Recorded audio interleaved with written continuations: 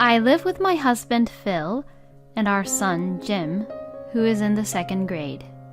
Phil and I worked together to save money and bought our long-desired home. Just when I thought I would be able to live happily from now on, an incident happened. My name is Fiona. On his day off, Phil went out to run some errands from the morning. While that, Jim and I went out shopping and ate out at a restaurant together. When I returned home in the evening, I saw Phil's car parked at the parking lot. When I opened the front door, I saw an unfamiliar coat, which looked like it belonged to a woman. After seeing the coat, I immediately imagined about the woman and my husband being together. And I froze on the spot, thinking that maybe he was cheating on me. I hurried to pull Jim's hand, not wanting him to see me like this. "Is Dad here?" "We're home." But saying this, Jim quickly went inside the house without any care. "Oh, wait a minute." When I chased after Jim to stop him, I found a woman who I've seen before relaxing in the living room. "Good evening. I'll be in your care from now on." That woman was Phil's sister, Lily. I was relieved that my worries were unnecessary, but then I was caught off guard by Lily's words. "She'll be in our care?" "Oh, you're back. Welcome back home." Phil looked at me as he would normally, but he makes it seem as if his sister's presence at our house is a normal thing. I was so concerned about Lily's words that I couldn't really understand the situation. Why is Lily at our house?" When I asked the question to Phil, Lily answered, "Well, I actually got sick of going to college. So I quit college and my parents kicked me out. It's terrible of them to kick out their own daughter who has no money." "Because of that, Lily has no home to go back to. She has no money, and it's not safe for a girl to go out alone, right? So I decided to let her live with us." Apparently, Phil had decided everything without talking to me about any of this. It seemed that in both Phil and Lily's minds, it had been decided that she would live with us in our house. But I didn't want my sister-in-law to live in the house we had just built and were still paying for the mortgage. I never said I was okay with that though, did I? Why didn't you even tell me? Then Phil got grumpy, as if he thought I would willingly accept his idea on the spot. "My sister is in trouble, and it's only normal to help your family. Lily is moving in with us. It's already decided, so if you don't like it, then get out." He speaks to me like this, as if this house belongs only to him. What are the priorities in Phil's mind when he has a family of his own? But if we argue over this and I decide to actually leave, it'll be a disaster and a huge hassle. I'll have to go to Jim's elementary school to change our address again if we move out. Besides, I was worried that people around us would look at us weirdly if they knew Phil and I were separated. I wanted to argue back, but I suppressed my feelings. But I only allowed Lily to live with us on the condition that she would save money to move out. "I've already got a part-time job, so I'll be gone in no time. I'll just be here for only 3 months, Lily says in a cheerful tone. I thought that 3 months is quite long, but decided to be patient and wait for 3 months. 3 months have passed since then. I was anxiously watching the calendar for now, but as usual, Lily is still sitting there as if it were her own house. She never showed any signs of leaving our home. She has been living with us without paying for her living expenses or for her food, so she must have saved up enough money to move out by now. I got tired of waiting, so I say this to Lily. It's already been 3 months, huh? You need to sign a contract for your new apartment as soon as possible. Hearing this, Lily looks away and says this. Oh, I'm not being paid enough because my salary for this part-time job is low. I don't think I can leave yet. I was running out of patience with Lily being at our house. When I come home tired from work, it's normal to find Lily just relaxing around in the living room. I serve her meals, but she doesn't even help with the housework and leaves the dishes out after she eats. She also leaves her clothes around, and she can't even throw the garbage in the trash. Even my son helps me around the house much more than she does. And on top of that, Lily doesn't show the least bit of gratitude, so I warned her in a strong tone. It doesn't cost you anything to live here, and you have enough money saved up to move out, don't you? I'm not your caretaker or your mother. You promised 3 months, so I need you to leave now. I told her in a strict way, and she burst into tears. I can't live on this kind of salary by myself. One more person won't make a difference, right? Don't try to kick me out. What she was saying was ridiculous. She was saying it as if I was the bad guy. Phil heard our conversation and came to the living room. When he saw Lily crying, he yelled at me. How dare you make her cry? If you can't take care of my sister, you get out of here. This is my house. You have no right to have an opinion. I had never thought that he would say such an outrageous thing and that he would put his sister before his own family. It's completely fine to care for your sister, but it is clearly going too far. I sighed when I heard Phil claiming that it was his house and Lily crying because she couldn't be independent. In order to shut them up both, I decided to tell them something. Phil, you've been saying that this is your house, but aren't you forgetting something? I sat them both down and showed them some documents. These are the contract documents for when we bought this house. Take a good look here. I am the owner of this house. I couldn't get a mortgage under your name. That's why I bought it, and the contract is under my name. In other words, the house is mine. Phil is currently working as a freelance, and his income is unstable, so he couldn't pass the home loan screening, which is why we couldn't sign the contract for the house under his name. On the other hand, I work in the government, and I was immediately approved at the home loan screening, so the house was purchased under my name. Huh? The contract isn't signed under my name? When building the house, Phil requested a lot of detailed changes for the house.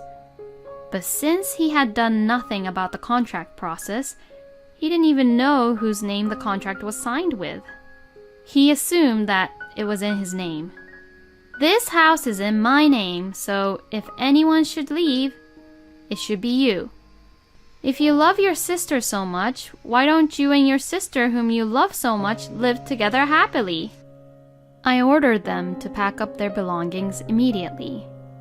You two need to calm down and reflect on what you two did this time. Don't come back to our house for a while until you reflect what you both did. With these words, I kicked them out of the house. Perhaps Phil was shocked to learn that the house was not his, and his shoulders slumped and quietly left the house. So I guess Lily is finally gone. She always had a messy room, so it was annoying me too. I'm sorry, I also kicked your father out too. I know you'd miss him. That's totally fine. I knew that you would one day. I'm glad that you and I can live in a big house together, Mom. Jim has always liked me and wasn't really close with my husband much. Still, I thought he would miss his own dad if he had to be separated from him. But Jim didn't really seem to think anything in particular about Phil being gone. I was relieved that Jim wasn't heartbroken because of this whole fiasco. On that day, we both had pizza for dinner, and for the first time in a long time, we had a pleasant meal together. Jim, who had been talking less since Lily arrived, talked a lot now, which made me very happy. After 2 weeks of living separately with them, Jim came running down the stairs looking panicked. "Oh, what's wrong, honey?" "My precious trading cards are missing. I thought I put them all right here, but none of them are there." Jim's hobby was to collect trading card games. It seems to be popular at his elementary school, and he plays the card games with his friends. Jim has been saving up his allowance to buy trading cards. Some of them were rare trading cards, which are hard to get. He kept those rare trading cards in his treasure box. Jim, who was holding the empty treasure box, looked like he was about to cry. I searched for them with him, but no matter where I looked in the house, I couldn't find it as well. "I worked so hard to collect it, but why is it gone?" After saying that, Jim began to cry. I felt sorry for him because he really cherished them. While I was comforting Jim, I felt a certain strange feeling. Huh? The necklace I left here is gone too. I looked closer and saw that most of my jewelries were gone. Mostly the ones with diamond, and the expensive ones were mainly missing. I wondered if a burglar came into our home. I felt really weird that something so important to me and my son had disappeared. The next day, my work finished early, so I came home at around noon. It's not every day that I finish work early, so I decided to relax until Jim came home. I bought some snacks at a store on the way home and was excited to watch a movie I was interested in. Arriving home in a good mood, I put my hand on the door and found it unlocked. Did I forget to lock the door? No, that can't be right. I always lock the door and then pull the doorknob to make sure it's closed, as it has been a habit of mine. That has been my routine for years, so there was no way I could forget to lock the door. Then I remembered what happened yesterday. There could be a burglar in my house. I thought that the burglar must be in the middle of getting something from our house, and I was about to call the police. As I hid in the shadows and grabbed my phone, I began to hear voices coming from the house. It appeared to be 2 people talking to each other. Wondering what kind of person the culprits may be, I decided to listen carefully to their conversation. But then, I heard some familiar voices.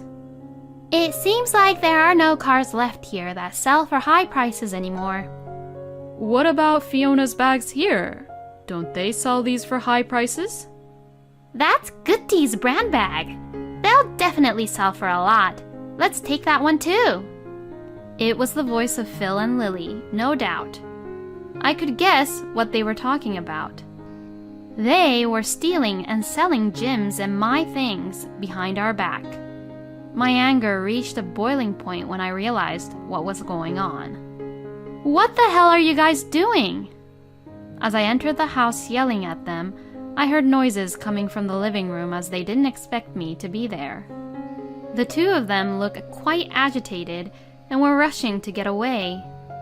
I stopped them with all my might, grabbed them by the chest, and questioned them. "What on earth were you 2 doing while I was gone?" Phil and Lily's faces were pale for being caught red-handed. Then, Phil began to frantically make excuses. "Well, I mean, you're not good at cleaning, right, Fiona? I was worried, so that's why I came to see if the house was messy or not. This isn't my house too, That's why I only came here to clean it." "Don't be silly. You've never ever cleaned before when you were living here, have you?" I already heard what you 2 were talking about, so there's no use in making excuses. "Lily, what's that bag in your hand?" Lily quickly took her hand away from my brown bag. "I thought it was a nice bag, so I was just trying to get a better look. I only touched it, but I'm sorry for touching it." I was stunned by their desperate excuses. I made them sit right on the spot. "I listened carefully to both of your conversation. You stole our expensive things from our house and sold them, huh? Why did you do this?" Jim is very sad because his precious trading cards are gone. They remained silent for a while, but Phil finally opened his mouth. Since Lily couldn't save any decent money at all, she suggested the idea that we sell what's in our house. She said that if we don't do this, then we'd be homeless forever. So she suggested that we quickly gather up money from selling things from the house to rent an apartment. Why is this my fault? You told me that we could earn some money if we sold the stuff we have here. You're the one who told me about Jim's trading cards too. The two, who had been silent, began to argue all on their own. They were just blaming each other for their own messes. I was just so disappointed by them. You are both to blame. You're both stealing from someone's property, and that's a crime. I'm going to call the police right now. When I said this, both of them panicked and finally began to apologize. I'm sorry. Please, just don't tell the police. I'm so sorry. Just not the police. If you don't want me to call the police, go buy back everything you sold. You have 1 week. If you can't do that, then I'll call the police right away. They nodded their heads and left the house apologizing. I had finished work early today, but I was in no condition to rest. Ugh, these are broken. As the two of them tried to get away in a hurry, they hit on some things and some of them fell on the floor. Among them was a photo frame with a picture of Phil, Jim, and I. Seeing the photo of us laughing brought tears to my eyes. A week later, Phil and Lily brought back the items and returned them. Yay, good! All my cards are back. Jim looked relieved that his precious trading cards came back to him. I've paid back everything I sold, and Lily says that she's going to take out a loan and rent an apartment. So, I can come back home now, right? By saying this, Phil seemed to think that this was all forgiven already. But when Jim heard this, he got angry and said this. Taking someone's property without their permission is what a thief would do. I'm so ashamed that you, my own dad, is a thief. I don't want a dad like that. Don't ever come back. Jim was really angry. It was normal for Jim to react this way because, to him, it was like as if he had been betrayed by his own father. I'm sorry, but I gave it all back, didn't I? I gave it back, so I'm not a thief. Shut up, thief! Get out of my mom and I's house. My son was against Phil returning back. You know, I talked it over with Jim. I'm sorry, but we can no longer live together like before. All you have to do is sign. Here. I showed Phil the divorce papers. What? You are divorcing me for a thing like this? It's all too sudden. I've already apologized. Isn't that too cruel? You're the one who's being cruel. This could be just a small thing for you, but for us, it's the worst thing ever. Didn't you ever think you'd lose trust from us? That's how shallow you've been acting. My husband was trying to stand his ground and resist desperately. There's no way I'm going to say yes, I understand easily like that. We're a family, and there's no way I could cut our ties off so easily like that. How can you say that after you were the one hurting our family? Fine, I understand. If you're not satisfied by this, then I'll call my parents and your parents to have a family meeting. When I picked up my phone and said that, Phil became silent. He didn't want his relatives to know what he had done. I knew that Phil, who had a huge pride, wouldn't like the family meeting at all. Fine. Saying that, he reluctantly signed the papers. And I've installed security cameras in the house, so if you ever wander around the house, I'll call the police right away, okay? And of course, I'll tell my parents and your parents about everything. Without any words to say back, Phil just nodded his head and said, "I understand. I won't go near this house anymore." Then he left with Lily. I was worried that Jim might be upset because of our divorce. He was still very young, so I frequently asked him if he was anxious about the change in environment. "I'm fine that Dad isn't here. He's a thief, and I didn't even know if he was working properly or not, and he never took care of me. With or without him, it wouldn't make any difference at all." My son seemed to be still holding grudges on the fact that his trading cards was stolen from Phil. My in-laws had offered a visitation for Phil to see his own son, but Jim was adamant about it. My in-laws didn't really understand why Jim hates Phil so much. "Even though they are divorced, he is still your father." "They're divorced, so don't make me call him as my dad. He's just a stranger to me now. I don't even want to see his face." Jim hated Phil so much that he would say things like this back to them. I told my in-laws that something had happened which I can't talk to you both about, so please don't try to investigate about it. My in-laws wondered about it, but they didn't mention anything beyond that. This is the way it is now, but Jim's mind may change in the future. As his only parent, I will watch over him closely. And as for our family finances, of course, our family income has decreased, but I don't feel much pain. I no longer have to do any house chores for Phil. We are able to live a stress-free life and live within our means. Jim has been very helpful because he is actively doing the house chores so that he won't turn out to be like his own father. I imagine that in the future, he will be a very good husband, unlike Phil. As for Phil and Lily, they both returned to their parents' home together. But the parents were so stunned by the fact that the siblings returned at the same time that they weren't allowed in the house. Furthermore, Phil's performance at his company hit rock bottom, and he was laid off, and now he began working part-time at a fast food restaurant near his parents' house. It seems that every day he is being scolded by his boss, who is way younger than him. This is what Phil and Lily deserves. Phil and Lily are both at their wits' end and have moved into an old apartment where they live together now. As usual, Lily didn't get a regular job, and Phil is supporting her with his small income. I feel a little sorry for Phil now, but it is the result of what he had done. I don't care what happens to them anymore. So as long as they live in harmony, then it should be fine, I guess.